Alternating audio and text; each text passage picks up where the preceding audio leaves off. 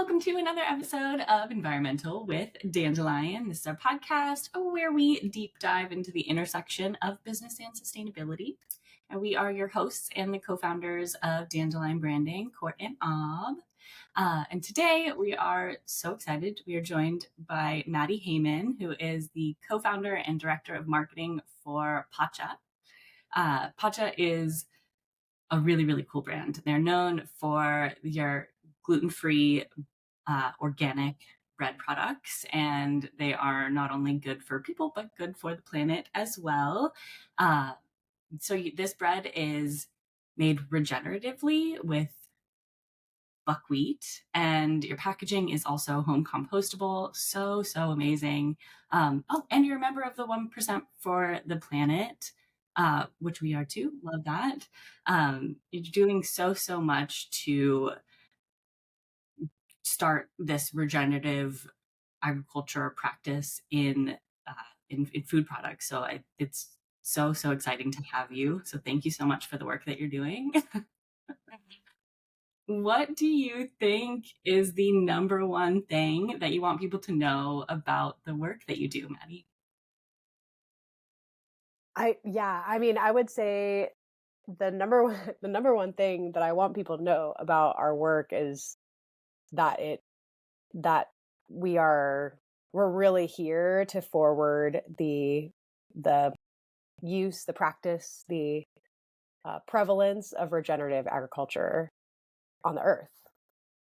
And the other thing is I wish people would really, really care about that. But the first step is knowing. Yeah. So you work with regenerative farms, or are these regenerative farms owned by PACHA? I guess, how does that work? Yeah, no, we don't own the farms.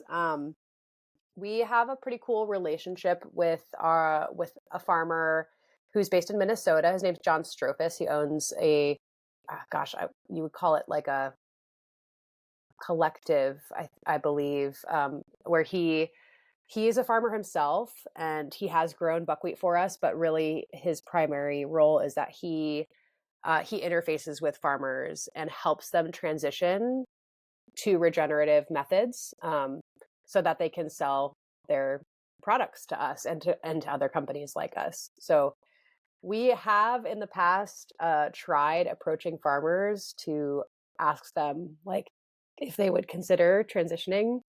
And for the most part, farmers are like, sorry, who are you? Why would I do this? This sounds like a lot of work. But when it comes directly from a farmer who's like, hey, you should really try this, you can make a lot more money, and it's really not that, like, there's a lot of benefits to you, to your health, to your land. They're a lot more willing to jump on. So yeah, we source all of our buckwheat. Well, I should say we source like 95% of our buckwheat from these regeneratively certified farmers. We also do keep a small contract of just like organic buckwheat. That's more like a rainy day. Like if we need more buckwheat, we need to have a relationship in place. So yeah, yeah, for sure.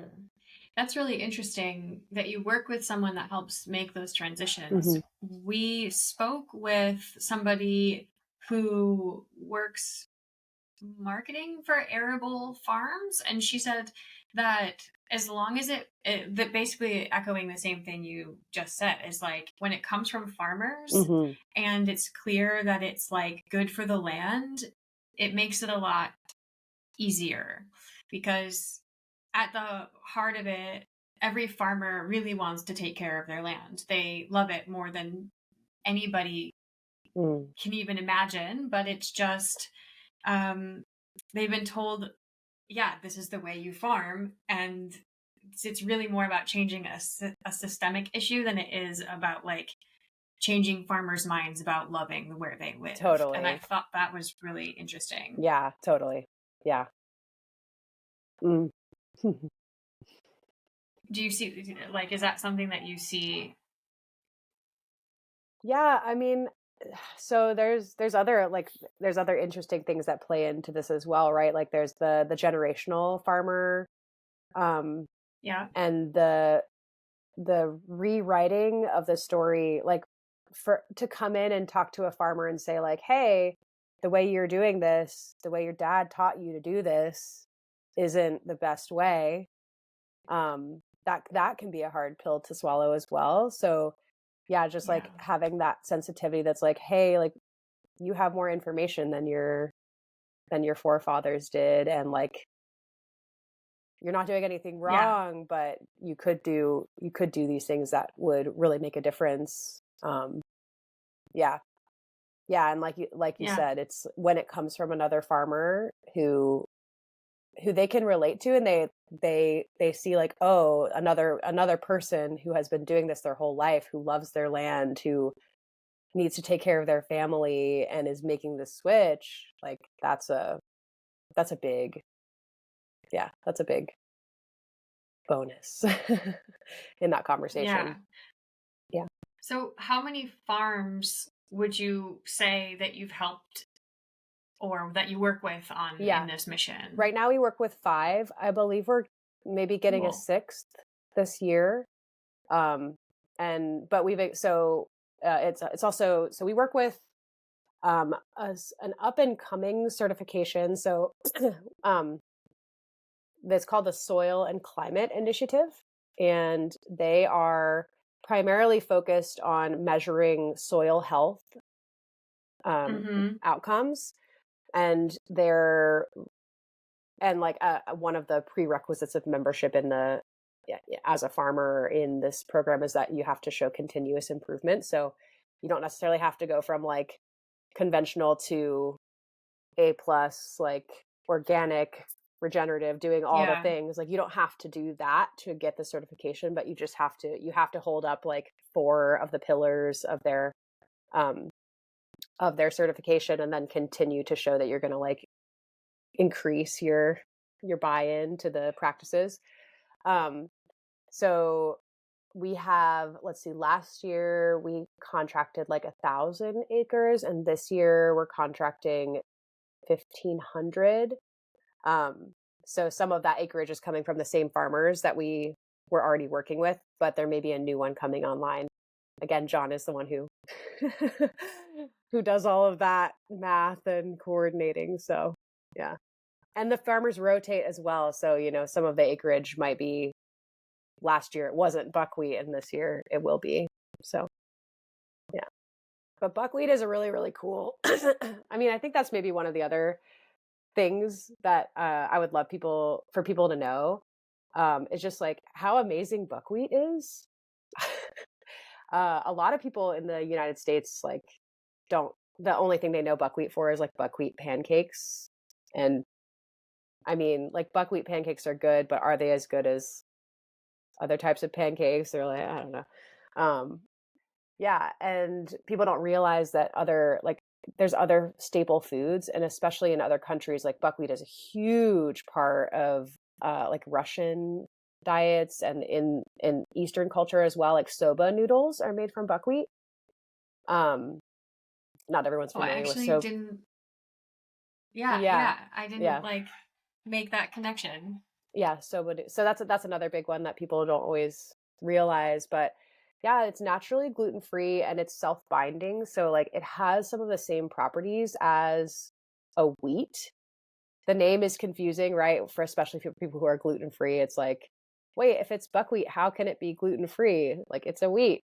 And it's actually not a wheat. It's a pseudo cereal. It's technically a seed of a flower. The fruit of a flower is what buckwheat is. And it's high in magnesium, which is a nutrient that a lot of people are deficient in. And yeah, for sure. Yeah, also like high in fiber and other antioxidants. It's really, it's really good for your health. And then on top of that, it's just kind of like this regenerative rock star. So, you know, for those who are familiar with regenerative agriculture, like one of the main goal basically is to keep the soil healthy and to build the soil and to have a vibrant ecosystem. So a lot of step 1 in regenerative farming is like roots in the ground all the time. Like that's what you really want. You just want to keep roots in the ground. And buckwheat is It's actually kind of it's more its use is more widespread in the United States simply as a cover crop that's not harvested. But yeah, like farmers are already using it just to as like a we're going to Wow. plant this buckwheat so that it keeps the soil in place in between our crop rotations. It has like a pretty like short grow cycle. So many farmers, depending on where you're at in the country, can actually just plant buckwheat in between their regular like spring and summer crop rotations and get Cool. an additional crop. Like you don't have to swap it out. You can do it in addition. And it's the if you see the buckwheat plant, it's actually like this it almost looks like yarrow. Not really, but like if Yeah. you were to imagine what a Okay. field of yarrow would look like, it's all these little white flowers. And so it's incredible fodder for all types of pollinators, not necessarily like specifically Mm. bees, but lots of like beetles and ants and like all sorts of other pollinators that are really important for the ecosystem. Um, it provides a lot of food for the pollinators. So like, yeah, it's just kind of like across all fronts. It's this like I said, a regenerative rock star. Um, so the more people who are aware that buckwheat is delicious and they can eat it, and especially for those who are gluten-free or even like those who are like gluten-free curious, like, oh, would I feel better if I didn't eat gluten for a little while? You Yeah. probably would. Yeah, it's amazing. So So what came first with PACHA? Was it like the buckwheat or the regenerative farming, or is it sort of all, yeah, yeah, or the products, right. like what's the order there? Um, well, in some ways it's kind of everything all at once. So, uh, the recipe has changed. It is now more based in buckwheat than it was when it was originally dropped into our laps. um, yeah, but so a little personal backstory. I'm actually a PhD oceanographer. Um, and so I had no intention of becoming a business person. And really what happened is like my partner, he's my life partner as well as my business partner and the CEO of Pacha. His name's Adam Heiner. He is a serial entrepreneur. Now he's also a pseudo serial Okay. entrepreneur. But Serial with an S, entrepreneur, and then a pseudo serial yes, with a yes, CE. exactly. Yeah. But he was running a business called Boochcraft, and um, Witchcraft. yeah, Yeah. which is an amazing company and like really Mm-hmm. cool product. They were the first hard kombucha. They invented it, and at the same time for Adam, like he was experiencing like, okay, I'm getting to do a little bit of this work of like regenerative farming, doing the impact, helping to tell the story of, sourcing good organic regenerative ingredients, etc.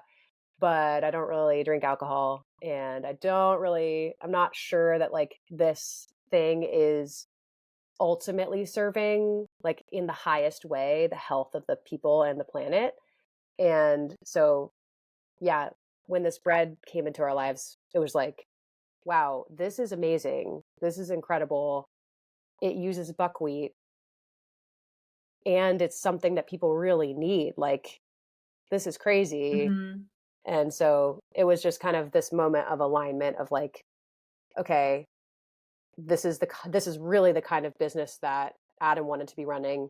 And then for me, it was the piece of like, I came into oceanography because I wanted to make a difference with climate change, and then learning about everything we know about the ocean over the 6 years that I was in grad school, it was like, okay, cool. So we know like everything we need to know to make change, but that's not what's happening. So what do I do now? Like, and that Yeah. piece of like, oh, okay, I actually didn't learn about regenerative agriculture until I met my partner, Adam. And yeah, just like really understanding how much of a difference changing our farming practices can make for the climate. Like globally. it's like we can turn our fields into a carbon sink that more than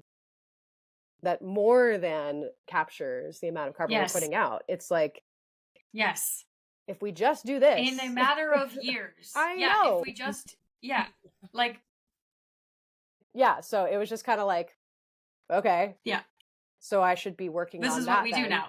like yeah so we kind of had the same realization that like, holy crow, we could make a huge difference. So we work actually with a lot of regenerative farms, and like we have a like nonprofit regenerative farms that we work with, and specifically for that exact same reason, we're like, oh, you do regenerative farming? We're dirt marketers. We like it's very like, let's help you tell this story. Let's make it bigger. Let's totally do that's the most probably for me one of the most important things we can be focused on. I agree. Huge impact. I'll share this little snippet because I think it's a really cool quote. I saw a talk a few months ago that was a lot of the content was about how much biodiversity we will lose in our lifetime. We will lose a lot. Like the coral reefs, best case scenario, every day 1% will survive if we start doing everything right today. And that's hard. But then at the same time, there's this realization that like anybody who's going to make a difference with that problem, with climate change in a way that like allows the other beings on this planet to continue to live and hopefully thrive one day, we're alive right now. We're it. Like we are the chosen generation. So that's why PACHA exists. That's why I'm working on PACHA, because I realize that it's the thing that I can do with my life to to be here for all the beings. I love that. And I think it's a great segue into our favorite question on this podcast. But before we ask that, I just want to take a moment to remind our audience to like and subscribe to our channel, because we are here with inspiring sustainability stories twice a month. We don't want you to miss any single one of them. So Maddie, you kind of covered it, but I think really succinctly and beautifully, what is the role that you and PACHA are playing in the transition to a more sustainable future? Yeah. I mean, we sort of touched on it, and in some ways we didn't, because as a brand, as a regenerative brand, we are the customer facing piece of the puzzle. So my job as the director of marketing for PACHA is to tell the story of buckwheat in a way that lands with people and gets them to care about regenerative agriculture, perhaps not just for the planet warrior reasons that I'm here for, but to get people to understand that regenerative agriculture is better for everyone. That's my role. Yeah. It's great. Thank you for doing it. It's and that regenerative agriculture is the selfish choice. Yeah, right? Yeah, the regenerative it is. Yeah, I love that. I mean, and it's tough. Like it's no walk in the park to convince somebody that a product that costs 30% more than what they're used to paying is worth it. But there's some Yeah. really compelling, there's actually, I don't know if you guys are aware of this yet, but there is a collective, it's called the Regen, it's a coalition, the Regen Brands Coalition. It's led by Cool. Anthony Corsaro, and Kyle Kroll from Kettle and Fire. And it's We know them. it's like 40, 30 some odd brands who have come together to to figure out how collectively as brands we can forward the mission of regenerative agriculture. And yeah, one of the things that we are really working on right now is just like, what's the message? Like, what's the right way to present this to people? Yeah. And yeah, I mean, there's some really compelling products that you could just taste the difference between a regenerative, Yeah. a regenerative peach. You can taste the and difference. It's really obvious. And then also just like you can tell the difference, you can see the difference. Like if you could get people to experience the beauty of a regenerative farm compared to a conventional farm, that's another piece that's just like, you can just feel it in your body when you see it. You're like, oh yeah. When you go, and we had a client a few weeks ago say to me, you know what my favorite thing about regenerative agriculture is, which is a big statement. And so I was really excited. And she said, in the wintertime, the field is green, not brown. And it's winter here a lot. I'm in the Netherlands. So like it's brown a lot, but the regenerative farms are never brown.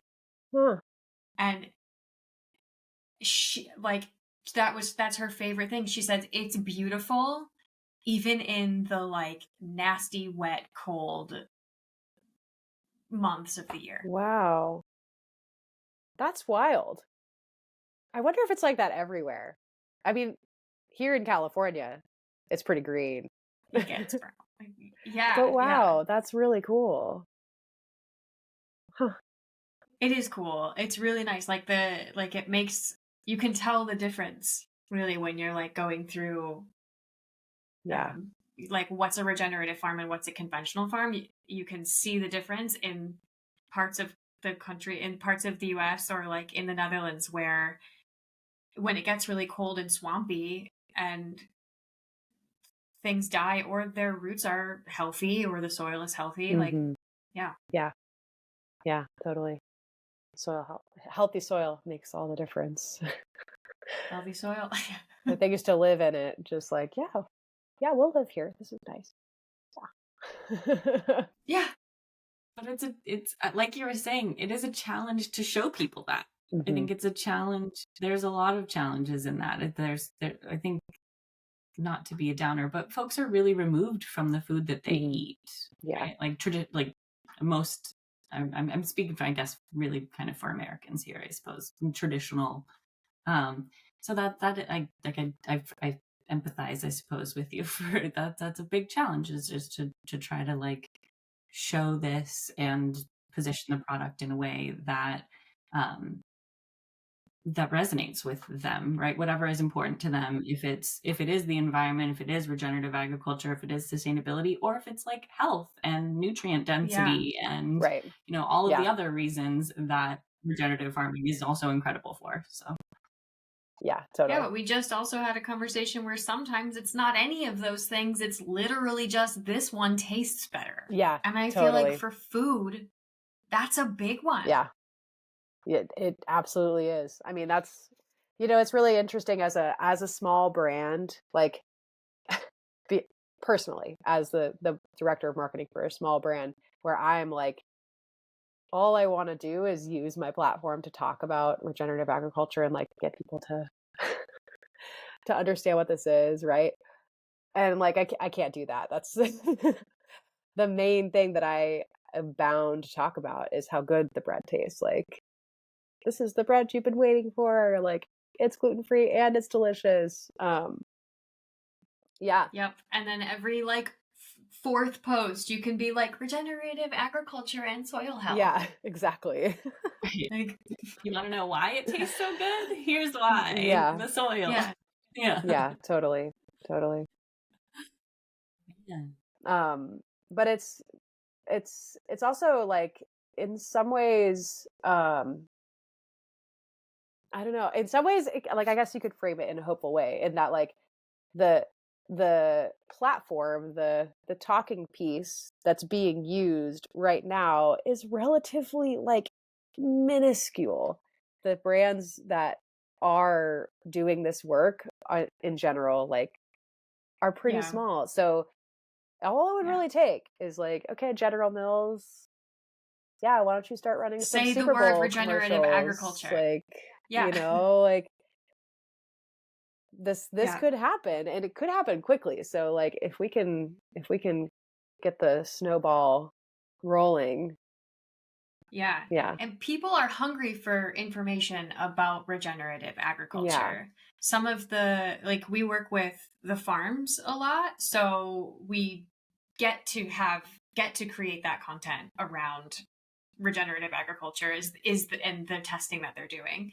And people love the what is regenerative agriculture posts content because this information isn't mainstream yet. We don't know what it is. It's like, and there isn't like one set definition yet for what it is, which is kind of the beauty of it, because the world and growing and plants are messy, and regenerative agriculture gets to just like be messy and grow along with it. But it also makes it confusing for people. Totally. So there's that balance at play that we just have to sort of maintain and manage. Yeah. What is real regenerative agriculture and what is like, we need to make sure that there's not greenwashing to like co-opt that. Right. To co-opt that label. Totally. Yeah. And it's really hard too, because like, so like, for example, our certifier does not require organic as a prerequisite to becoming regenerative. The primary reason for that is, I mean, they would love for everyone to be organic and regenerative, but only 1% of farmland in the United States is is organic. So if we're going to make change on the scale, we need to be making it like, we need to have access to that 99% of non-organic farmland. Mm-hmm. So yeah. And at the same time, it's confusing because it's like, regenerative doesn't necessarily mean pesticide free. Now, if you are implementing regenerative practices, you are going to reduce your pesticide input by 50% at least, just inherently from the process of implementing regenerative. But yeah, when people get that confusion of like, well, wait, hold on, I bought regenerative, I thought that was better than organic, it gets sticky. It's tough. It gets really tough. So yeah, you still have to look for the organic label. So what do you think is, you do, but what is that you've found the biggest misconception around like regenerative agriculture, or even just like having a small brand that is focused on using regeneratively grown ingredients? And how do you think that we can change this using storytelling? Yeah, I would say, yeah, I think that's one of the biggest pieces of confusion for people is like, wait, shouldn't regenerative mean pesticide free? The terminology. Right. And it's interesting because, like you said, I liked what you said about regenerative and kind of the nature of it. Like, its definitions are not really like nature's way. if I've learned anything from nature, it's like, oh, you thought it was going to be like this? Oh, no. Oh, no. I was like that last time. Oh. Yeah. Sorry. Nice try. Patterns are, they're only so replicable. Yeah. I mean, in other ways it's like so ordered and everything, but yeah, it's the storytelling piece is it just feels like the more stories we can tell, the more people can hear about this, the better they'll have an understanding that it's like it is uh yeah, it's all about the farmers. Yeah. Yeah. And it's not about it shouldn't be about like the label that faces the consumer on the shelf. Do you feel like, I mean, is it just me, or is there this feeling of like, if we can just get the message to all the people, if we could just get this piece of information out, then it would happen. Like, sometimes I feel like, man, if we could just get the word regenerative agriculture in somebody in the right person's curiosity mind, or find that switch that makes people wonder about it, and then do one Google search. Mm-hmm. Like, sometimes I get this if we can just feeling, because like you said, we could make a huge change in a couple of years if people just started. Yeah. I mean, it's interesting, right? Because Yeah. like for me, the piece of information that it's like if we could plug this into everyone's brain today, it would be like something to the effect of like regenerative agriculture solves climate change, right? And like I mean, there's this huge spectrum of humanity. There's the people who are like climate changes are real, but then I think like the majority of humans are like, okay, this is an issue, and then how much they care about it is flexible. But I think anybody who heard like in a concrete way, regenerative agriculture solves climate change, they'd be like, huh, no shit, like, Yeah, really, that's worth a Google. Yeah, right, like. I know, right? Like I can imagine the little like clickbaity PR story that's like so and so figured out how to solve climate change, and you're like, oh, what's that? Like, it's regenerative agriculture. It's going to be you, because we're going to take that snippet of you saying regenerative agriculture solves climate change and use it to market this podcast. Yeah, exactly. Yeah. Just make it as clickbaity as you can, and you might have a chance. Yeah, we're all marketing professionals here. That's what we'll do. Yeah. Wow. I feel like with a lot of our guests, there's so many more questions to ask you about PACHA, about your products, but we're a little bit out of time. Yeah. So we're going to put a pin in it, and we'll have you back on the show again to talk when regenerative agriculture becomes mainstream. We're going to come, we're going to be like, it was us. We did it. We were the people alive. I'm down. But if people want to get a hold of you, where can they find you? Yeah, so you can go to our website. You can purchase our products on our website. And there's also lots of information about buckwheat and regenerative agriculture and all that in our blogs. That's LivePACHA, LivePACHA.com. You can also follow us on Instagram at LivePACHA. And if you are looking for more information or want to contact me directly, you can email info@livepacha.com and let them know what you're looking for. They'll direct you to the right place. Fantastic. Thank you so much. Yeah, of course. And we didn't talk about doing a code for your guests, but we can do a code. I'll say this right now. So on our website, you can take 20% off using the code Dandelion20 for your first purchase. Thank you so much. And we'll put all this information in the show notes as well. Perfect. Thank you so much. Really appreciate your time. Appreciate sharing such a love with our audience. Really appreciate that. Yeah. Thanks for Yeah, creating that's this awesome. podcast and getting the stories out. Absolutely. Yeah. That is. Yeah. Thank you. And thank you guys for sticking around. And we will see you next time.